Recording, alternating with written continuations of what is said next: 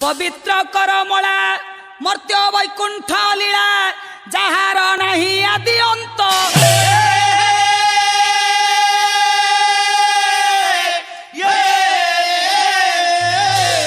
कहवा भाषा खोजी बुड़ई आशा बनिके पारे बलवंता सत्यनारायण ठाकुर ये जही विजे निजे हरि कमला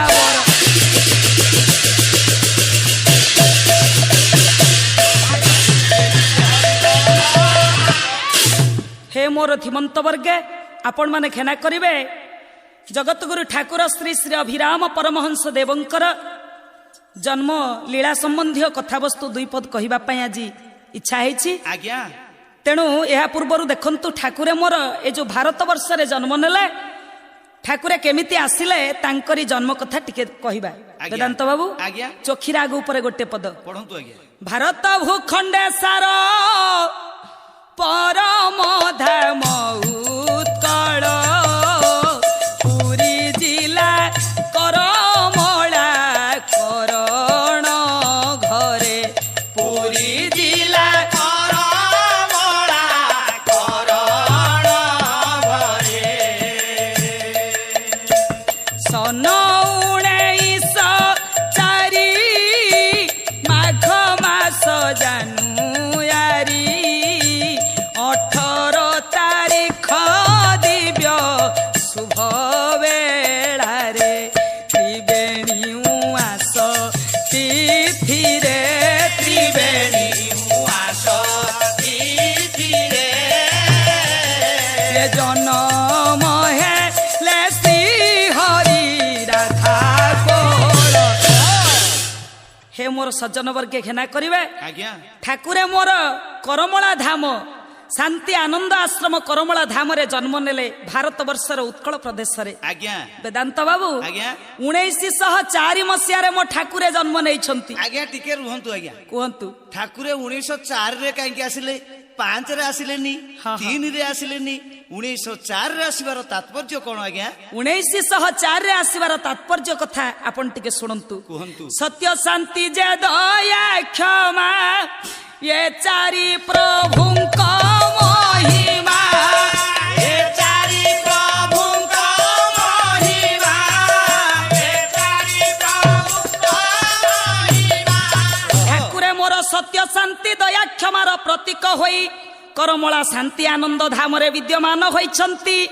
वेदांत बाबू कहि परिबे ठाकुरे मोर काहे के 18 तारीख रे आसिले हयतो से 19 तारीख रे आसी परथांते कि 17 तारीख रे आसी परथांते आज्ञा देखंतु तांकर डेट जो दिन थेला सेई दिन पिलाटी जन्म हला सेतिरे 17 कोन 18 कोन नाई नाई नाई नाई आज्ञा से कथा नुहे ये कथार समाधान मो ठाकुरे निजे करि दे जाइछंती कहिछंती जीव परमर भेटा भेटी लागी ये अष्टादश पुराण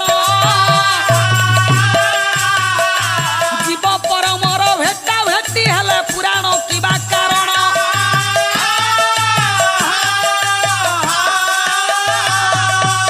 ठाकुरे मोर 18 अध्याय गीता 18 पुराणर सारसत्व जीव परम सूत्र रे समाधान करिबा पाई प्रभु मोर 18 तारीख रे आसिले वेदांत बाबू आज्ञा टिके रुहंतु रुहंतु ठाकुर मोर अमावास्य दिन काई जन्म हेले पुण्य रे जन्म हेलेनी ठाकुरे मोर काहे कि अमावास्या रे आसिले जानंती काहेकि? निजे ठाकुरे कोइली शिक्षार गोटा पद कहि जाइछंती कोन लिखिछंती कोइली लो उतपात पहुंचिबा आसी कोइली लो उआ सनी सिरे उई थांतु पूर्ण ससी लो कोइली उतपात पहुंचिबा आसी लो कोइली उतपात पहुंचिबा ठाकुरे मोर अमावास्यार जन्म हेबार बहुत कारण रहिछि कोन कारण अज्ञान तिमिरंधस्य ज्ञानांजन शलाकया चक्षुन्मिलितम जेन तस्मै श्री गुरवे नमः रहिला भक्त हृदयर अज्ञान रूपक अंधकार को दूरीभूत करिबा पाई अच्छा जगत गुरु भावरे अमावास्यार चंद्र होई उदीयमान हेले मोर करमला चंद्र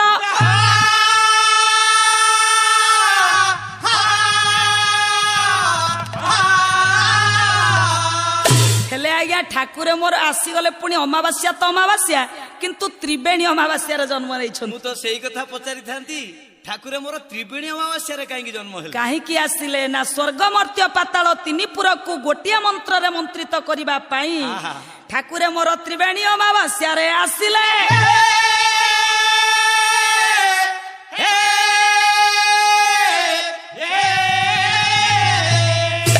ମୋ ଠାକୁରଙ୍କ ପରି ସୁପୁତ୍ର ଲାଭ କରିବା କଣ ସହଜ କଥା କି ବେଦାନ୍ତ ବାବୁ? ଆଜ୍ଞା, ସ୍ୱାମୀ ସତ୍ୟବାଦୀଙ୍କ ପାଦରେ ରାଧା ଦେବୀ ନିଷ୍ଠାପର ଭାବରେ ପୟବ୍ରତ ଉପାସନା କରି ମୋ ଠାକୁରଙ୍କୁ ପାଇଥିଲେ। ରାଧା ଦେବୀ ପୟବ୍ରତ କରିଥିଲେ? ଖାଲି ପୟବ୍ରତ ନୁହଁ, ପୟବ୍ରତର କଥା ଠାକୁରେ ମୋର ମାକୁ ନିଜେ କହିଥିଲେ। ରାଧା ମାଙ୍କୁ କହିଥିଲେ? ରାଧା ମାଙ୍କୁ ବୁଝାଇ ଦେଇଥିଲେ। କଣ କହିଥିଲେ? ଉତ୍ତମ ସନ୍ତାନ ଲାଭ ମାନସରେ ବ୍ରତୀ ହୋଇଥିଲୁ ପତିଙ୍କ ପୟରେ ବ୍ରତୀ ହୋଇଥିଲୁ ପତିଙ୍କ ପୟରେ ବ୍ରତୀ ହୋଇଥିଲୁ ପତିଙ୍କ ପୟରେ ଏ ଅଭାଗା ସୁତ ତୋର ଭୁଜନ ମିଲା ତୋର ଉପକାର ଦିନେ ନ ସୁଝିଲା ତୋର ଉପକାର ଦିନେ ନ ସୁଝିଲା ତୋର ଉପକାର ଦିନେ ନ ସୁଝିଲା। ରାଧା ମା କୁ କହିଦେଇଥିଲେ ମୋ ଠାକୁରେ। କିନ୍ତୁ ପୟବ୍ରତର ବିଧାନ କଣ ଜାଣନ୍ତି? ଆଜ୍ଞା, ପୟବ୍ରତ ବିଧାନ କଥା ପରମେଷ୍ଠି ବ୍ରହ୍ମା ଦିନେ କଶ୍ୟପ ଋଷିଙ୍କୁ କହିଥିଲେ। ଆଚ୍ଛା, ଆଉ କଶ୍ୟପ ଋଷି ଅଦିତିଙ୍କୁ ମଧ୍ୟ ଏଇ କଥାଟି କହିଥିଲେ। ଯେଉଁ ଅଦିତି ସ୍ୱାମୀ କଶ୍ୟପଙ୍କ ନିକଟରେ ପୟବ୍ରତ କରି ବାମନ ଭଳି ସୁପୁତ୍ରକୁ ଲାଭ କରିଥିଲେ।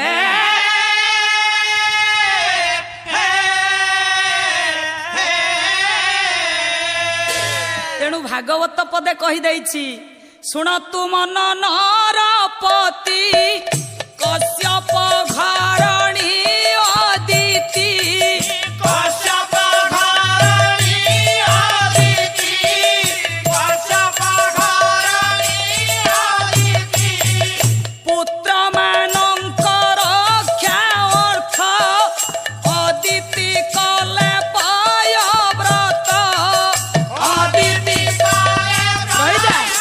ଶ୍ରୀମଦ ଭାଗବତର ଅଷ୍ଟମ ସ୍କନ୍ଧର 15 ଅଧ୍ୟାୟରେ ପୟବ୍ରତର ବିଧାନ ଜଗନ୍ନାଥ ଦାସ ପୁଙ୍ଖାନୁପୁଙ୍ଖ ଭାବେ ଆଲୋଚନା କରିଦେଇ ଯାଇଛନ୍ତି। ଆଜ୍ଞା, ଆଜ୍ଞା, ହଁ। କିନ୍ତୁ ପୟବ୍ରତର ବିଧାନ ଆମେ କଣ ସମ୍ପୂର୍ଣ୍ଣ ଭାବରେ କହିପାରିବା ବେଦାନ୍ତ ବାବୁ? ନା ନା, ଠାକୁରେ ମୋର ସିନା ଜନ୍ମ ନେଲେ କିନ୍ତୁ ତାଙ୍କ ଜନ୍ମରେ ଅଲୌକିକ ଘଟଣା ଗୋଟିଏ ଘଟି ଯାଇଥିଲା। କଣ ହେଲା? ରହସ୍ୟମୟ ଅଟେ ତାଙ୍କର ଜନ୍ମଦିନର ଘଟଣା। ଠାକୁରଙ୍କର ଜନ୍ମ ରହସ୍ୟମୟ? ହଁ ହଁ ହଁ। କଣ ରହସ୍ୟମୟ? ଯେତେବେଳେ ପ୍ରଭୁ ଜାତ ଆଲୋକରେ ଉଦ୍ଭାସିତ, ଯେତେବେଳେ ପ୍ରଭୁ ଜାତ ଆଲୋକରେ ଉଦ୍ଭାସିତ ମହକି ଉଠିଲା ବାସ ଏନ୍ତୁଡ଼ି ଶାଳେ ମହକି ଉଠିଲା ବାସ ଏନ୍ତୁଡ଼ି ଶାଳେ ଘନ ଅନ୍ଧକାର ଚିରି ଦେବ ଧ୍ୱଜା ଥିଲା ପଡ଼ି ଘନ ଅନ୍ଧକାର ଚିରି ଦେବ ଧ୍ୱଜା ଥିଲା ପଡ଼ି ଫୁଟିଥିଲା ତାରା ଫୁଲ ନଭ ମଣ୍ଡଳେ ଫୁଟିଥିଲା ତାରା ଫୁଲ ନଭ ମଣ୍ଡଳେ ଏଇ କୁଆଁ କୁଆଁ ଶବଦ ଛାଡ଼ି କୁଆଁ କୁଆଁ ଶବଦ ଛାଡ଼ି ଏଇ କୁଆଁ କୁଆଁ ଶବଦ ଛାଡ଼ି କୁଆଁ କୁଆଁ ଶବଦ ଛାଡ଼ି କିଏ ହସୁଥିଲେ ନୀଳମଣି ସୁନାଟା ପରି। ରହ, ବେଦାନ୍ତ ଭାଇ, ଆଜ୍ଞା, ଅପୂର୍ବ ସେ ପରିବେଶ, ସବୁ ଆଶା ଆକାଂକ୍ଷା ସବୁ ଉତ୍କଣ୍ଠାର ପୂର୍ଣ୍ଣଚ୍ଛେଦ ପକାଇ ଆଜ୍ଞା। ଧରାବତରଣ କଲେ ସଚ୍ଚିତି ଆନନ୍ଦ ସଚିଦାନନ୍ଦ ବିଗ୍ରହ ସତ୍ୟନାରାୟଣ ସ୍ୱାମୀ ବାଳମୁକୁନ୍ଦ ରୂପରେ। ହସି ଉଠିଲା ପୃଥିବୀ ସତେ ଯେପରି ଅଲକ୍ଷ୍ୟରେ ଦେବତା ମାନେ ଆକାଶରୁ ପୁଷ୍ପ ବୃଷ୍ଟି କରୁଛନ୍ତି, ଗନ୍ଧର୍ବ ମାନେ ଦୁନ୍ଦୁଭି ବାଦନ କରୁଛନ୍ତି। ଆକାଶ ପୃଥିବୀ ଜୀବଜଗତ ସ୍ଥାବର ଜଙ୍ଗମ ସମସ୍ତଙ୍କ ମନରେ ଆନନ୍ଦର ଲହରୀ ଛୁଟାଇ ଆବିର୍ଭାବ ହେଉଛନ୍ତି। କୋଟି ଲୀଳାର ନାୟକ ଆନନ୍ଦ କନ୍ଦ ସଚିଦାନନ୍ଦ ମୋ ଦୁଃଖୀଧନ ନୀଳମଣି ନାରାୟଣ ସ୍ୱାମୀ। ହଠାତ୍ ଉଜ୍ଜଳ ଆଲୋକରେ ଆଲୋକିତ ହେଲା ଏନ୍ତୁଡ଼ି ଶାଳ। ଚନ୍ଦ୍ର ଚନ୍ଦନ ମୃଗମଦ ଉତ୍ପଳ ତୁଳସୀ ସୁଗନ୍ଧର ଅପୂର୍ବ ମହକ, ପୂର୍ବ ଆକାଶ ଅରୁଣିମା ପୂର୍ଣ୍ଣ। ଆଲୋକର ଛଟା ଧୀରେ ଧୀରେ ଅନ୍ଧାରକୁ ବିଲୋପ କରି समग्र विश्व को शुणाइला ब्रह्मानंद परम पुरुषंकर आगमनी वार्ता।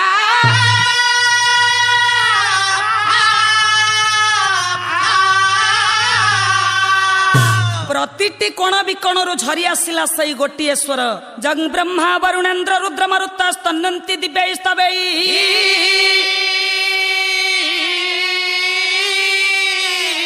वेदै संग पद क्रम उपनिषदर गायन्ति जंग सामगा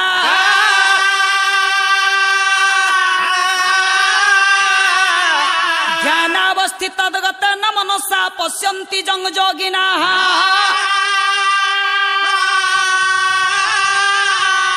जस्यान्तं न विदुसुरासुरगणा देवाय तस्मै नमः।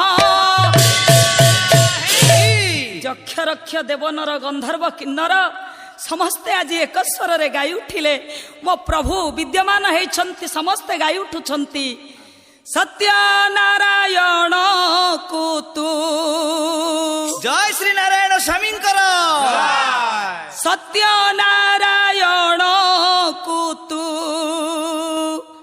देख देख सखी गो से मूर्ति देखी आखी जाऊअछि लाखी गो से मूर्ति देखी आखी जाऊअछि लाखी गो सत्य नारायण कुतु हो सत्य नारायण कुतु देख देख सखी गो मूर्ति देखी आखी जाऊअछि लाखी गो से मूर्ति देखी आखी जाऊअछि लाखी गो सिरे शिखी पुछ चूड़ दिशई केड़े सुढळ गो सिरे सीधी पूछा तू दिशाई करे सुधा कंसना सगला परा गो कंसना सगला परा सेही रूप देखी गो से मूर्ति देखी आखी जाऊअछि लाखी गो से मूर्ति देखी आखी जाऊअछि लाखी गो कहे अभि राम बाई हौ हौ कहे अभि सेही अभि राम बाई गो कहे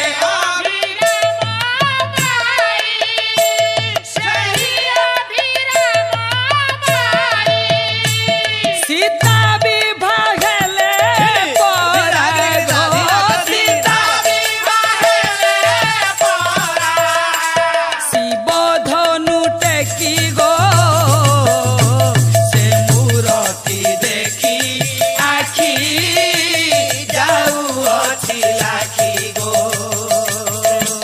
से मूर्ति देखी आखी जाऊअछि लाखी गो सत्य नारायण कुतु हो सत्य नारायण कुतु देख देख सखी गो से मूर्ति देखी आखी जाऊअछि लाखी गो से मूर्ति देखी रहिजा वेदांत बाबू आज्ञा साधारण पिलाटी जन्म हेले कुआ कुआ हेई कांदे हाँ आज्ञा हेले प्रभु मोर कांदी नथिले कि आखि खोली नथिले मूर्छिता होई पड़िथिले राधामा राधामार पुअटीए होइछि बोली शुणी दौड़ी आसिले सुब्रता मा कोळेई नेले दुख पासरा दुखी धन नीलमणि को से सते जेपरी प्रभु मोर अपेक्षा करथिले संतान बत्सला जशोदा माँ को। अच्छा अच्छा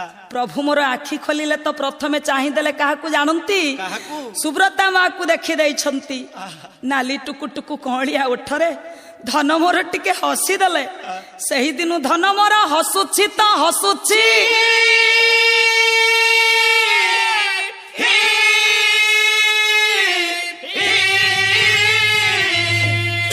किए भूली बसे मनमोहनिया अभुला हसकू। आपणकर प्रिय वेदांत भाई भाषा गोटे पद शुणु आज्ञा कि हस की हसी देइछि मो धन कि हस की हसी देइछि मो धन कि हस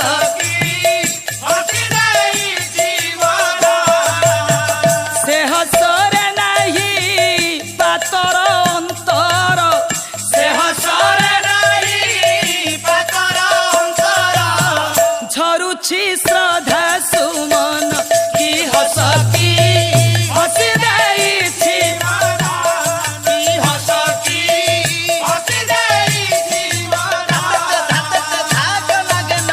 नामटी जेमिति अभिन्न सुंदर काम कमनीय श्याम कलेवर नामटी जेमिति अभिन्न सुंदर काम कमनीय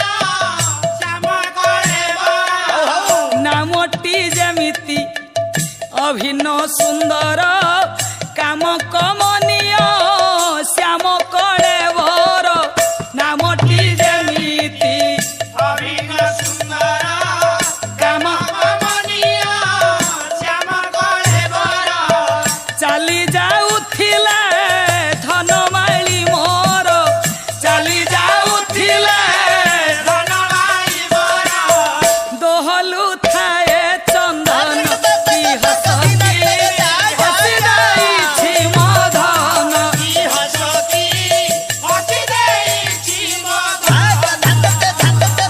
रही जा सही दिन मध्य अनेक रहस्यपूर्ण घटना भितरे आउ एक अलौकिक घटना देखा मिलता वेदांत बाबू जो दिन ठाकुर जन्म होइतिले हाँ हाँ उत्तर दिगरे कौन होइतिला उत्तर दिगरे एक अपूर्व दृश्य महापुरुष माने जेतेबेले धरापृष्ठ को आसंती तांकर आगमनीर संकेत स्वरूप उत्तर दिग पूर्व दिगरे आगमनी पूर्वक उत्तर दिगरे एक देवध्वजा पड़ी थाए आज्ञा गायिका महाशया हाँ हाँ ये देवध्वजा कौन आगुरु केबे पड़ीथिला पड़ीथिला आगुरु? जेतेबेले भगवान जीशु आसिले धरावतरण कले सेतेबेले उत्तर दिगरे देवध्वजा पड़ीथिला पुणी केबे जेतेबेले भगवान बुद्ध आसिले ए मर्त्य भूमि की सेतेबेले उत्तर आकाश रे देवध्वजा पड़ीथिला आउ केबे आउ जेतेबेले मोर धन अभिन्न सुंदर ए धरावतरण कले सेतेबेले उत्तर दिगरे देवध्वजा पड़ीथिला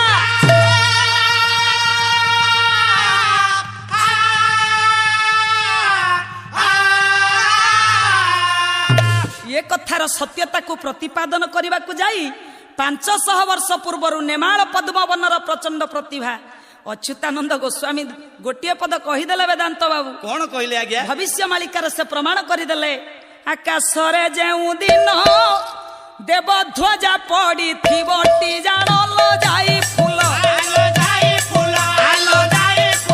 सही दिनु प्रभु हेबे जन्म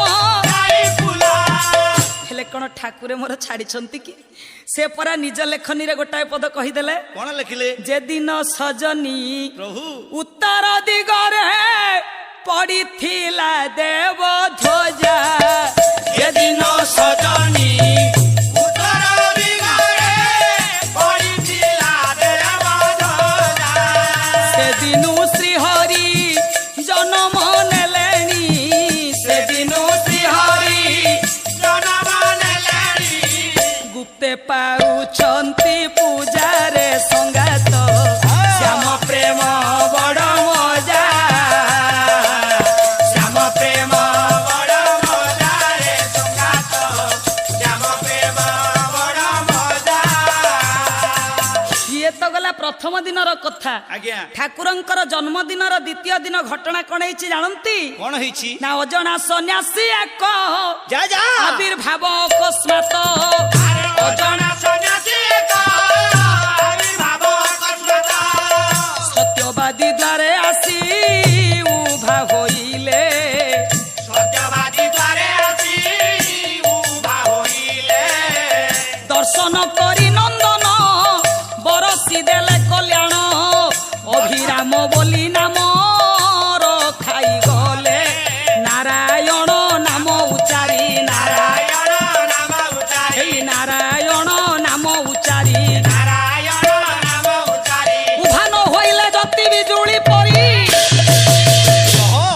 ଘେନା କରିବେ ମୋର ସଜ୍ଜନ ବର୍ଗେ ହଠାତ୍ ଏକ ଅଜଣା ସନ୍ନ୍ୟାସୀଙ୍କର ଆବିର୍ଭାବ ହେଲା ସତ୍ୟବାଦୀଙ୍କ ଦ୍ୱାରରେ। ଆଚ୍ଛା, ଅପୂର୍ବ ଆଚ୍ଛା। ସେ ଦୃଶ୍ୟ ଗୈରିକ ବସନ ଭୂଷଣରେ ପରିଶୋଭିତ, ଜଟାଜୁଟ ବିମଣ୍ଡିତ ଶ୍ମଶ୍ରୁଳ ମୁଖମଣ୍ଡଳ, ଚନ୍ଦନ ତିଳକରେ ସୁଶୋଭିତ, ଆଜାନୁଲମ୍ବିତ ବାହୁ, ଦୀର୍ଘକାୟ ଶରୀର ନେଇ ପ୍ରବେଶ କଲେ ସନ୍ନ୍ୟାସ ଜଣକ। ସେ ହେଉଛନ୍ତି ନାରାୟଣଙ୍କ ଆତ୍ମା। ଶିବ ବୋଲି ତାଙ୍କୁ କିଏ ନ କହିବ।